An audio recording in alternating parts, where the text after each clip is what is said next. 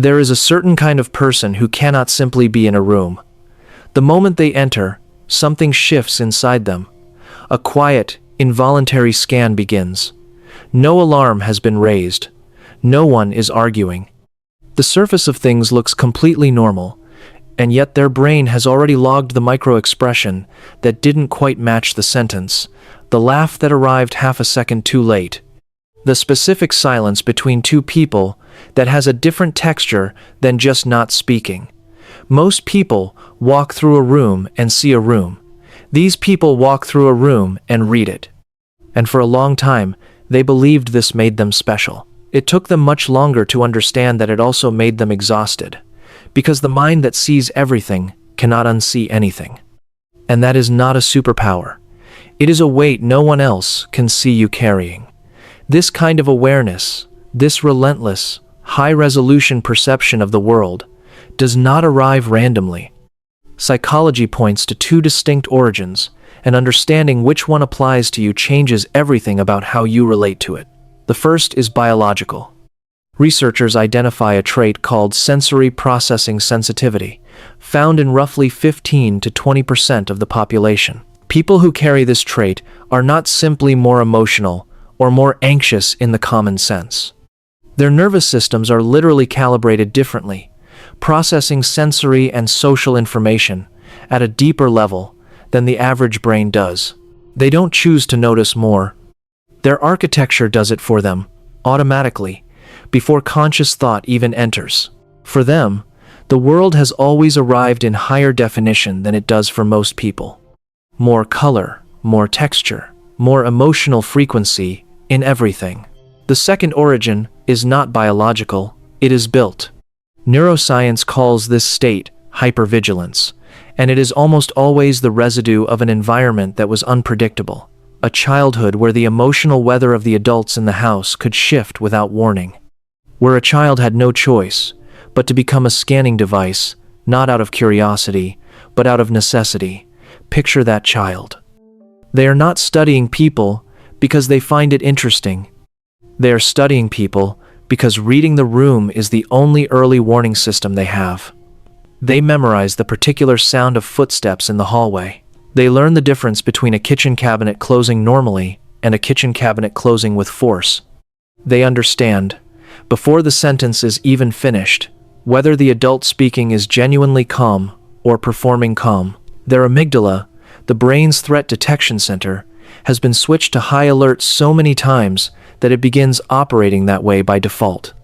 The message encoded into the nervous system is simple and ancient. This environment requires constant monitoring. Stay ready, and they do. They stay ready for years, and then decades. Until readiness becomes identity. Until the child, who learned to scan for danger, becomes an adult who scans everything, not because there is danger, but because the nervous system never received the signal that the danger had passed.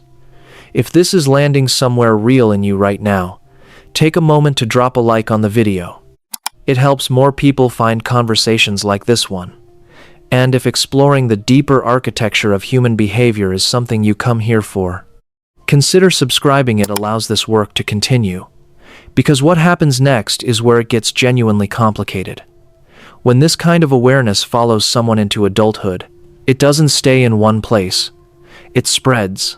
It touches everything. And it reveals itself in patterns so consistent across different people that they begin to feel like a portrait of a specific kind of person. Someone most people can't quite name, but immediately recognize. The first pattern is constant analysis mode, and it is the one that drains the most energy while being the least visible from the outside. A coworker sends a message, "Could we catch up later?" And for most people, that is a calendar item. For the overly aware person, the phrasing is already being weighted. The absence of a period or the presence of one, the specific word choice. Whether the message came in the morning or the afternoon. Their brain's default mode network, the system linked to self-referential thinking and reflection, tends to run louder and more persistently than average, meaning the mind slides into interpretation almost automatically. They are present in the conversation, nodding, holding their coffee, performing normality, and simultaneously, another layer of them is taking notes, cataloging inconsistencies, running quiet equations that no one else in the room knows are happening. The exhaustion this produces is real, and it is misunderstood. They can spend an entire day doing nothing physically demanding and arrive home feeling hollowed out because the brain that ran a hidden marathon all day doesn't announce that it did. It just stops. The second pattern turns the analysis inward, and this is perhaps the cruelest one.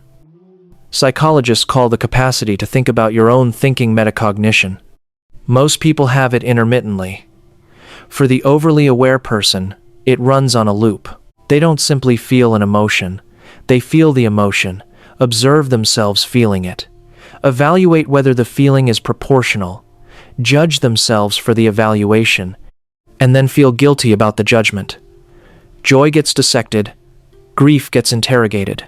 They can be laughing at a dinner party and simultaneously watching themselves laugh from a slight distance, wondering if the laugh was authentic, whether it came out right, whether anyone noticed the moment before it where they had to think about it. It is the experience of dancing while watching yourself dance in a mirror. Every step might be technically correct, but the flow is gone. The third pattern is what happens in relationships, and it is the quietest loss of all. When you spend years learning to read beneath the surface of human behavior, the surface stops feeling safe to trust. They see the coworker's compliment and register its possible architecture. They hear an apology and notice whether the person's body language matches the words. They recognize, often accurately, that kindness sometimes comes with invisible costs, that confidence sometimes covers fear, that warmth is occasionally a strategy. This is not cynicism. It's pattern recognition. But pattern recognition, once it becomes automatic, strips the world of its innocence. Not the innocence of believing people are perfect, but the quieter innocence of being able to simply receive what someone offers, without mentally auditing it, and that particular loss is one they rarely talk about. Because it sounds ungrateful. Because it sounds like distrust. When really, it is just a mind that has been trained too well at seeing what lies underneath things, now unable to stop looking even when looking costs them something. The fourth pattern is empathy, without an off switch. For these people, empathy is not a skill they deploy when someone is visibly struggling. It is a state they inhabit permanently. They walk into a meeting room and feel the weight between two colleagues who aren't speaking directly to each other. Someone on the subway is working very hard to look fine, and their own chest tightens in response. A friend describes a loss, and 3 days later, the weight of it is still sitting somewhere in their body. Mirror neurons, the neural systems that allow humans to simulate each other's emotional states, appear to fire more intensely in people with high sensory sensitivity. The result is not just understanding another person's pain. It is temporarily becoming a container for it. This makes them extraordinarily good at making others feel seen. It makes them the person everyone reaches for when things get difficult, and it makes them one of the loneliest kinds of people in existence, because the very depth that allows them to hold everyone else so well leaves very little space for anyone to hold them. Here is the paradox that lives at the center of all of this. They appear, to almost everyone who knows them, as deeply perceptive, unusually composed, reliably strong. They give the impression of someone who has things figured out, who understands what most people miss, who moves through complexity with a kind of quiet fluency. And inside all of that, they are often overwhelmed, not dramatically, not in a way that breaks through the surface, just quietly, continuously overwhelmed by the volume of what they receive, and never fully discharge. They adapted to see everything, because seeing everything once kept them safe. But the shield has long outlasted the war it was built for, and they are still wearing it.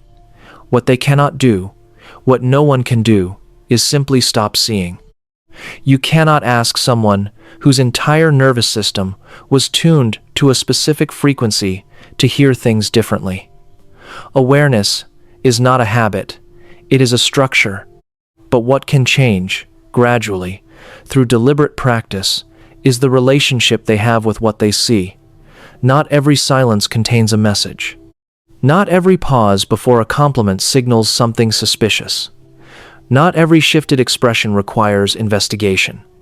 And not every insight they arrive at needs to be acted on, or spoken, or carried. Sometimes, the most profound thing an acutely aware person can do is notice something fully, and then, quietly, choose to put it down. This is not suppression. It is not denial. It is the specific skill of observing without absorbing, letting information pass through, rather than accumulating inside. And it is extraordinarily difficult for people whose survival once depended on absorbing everything, on missing nothing, on staying perpetually ready, but it is possible.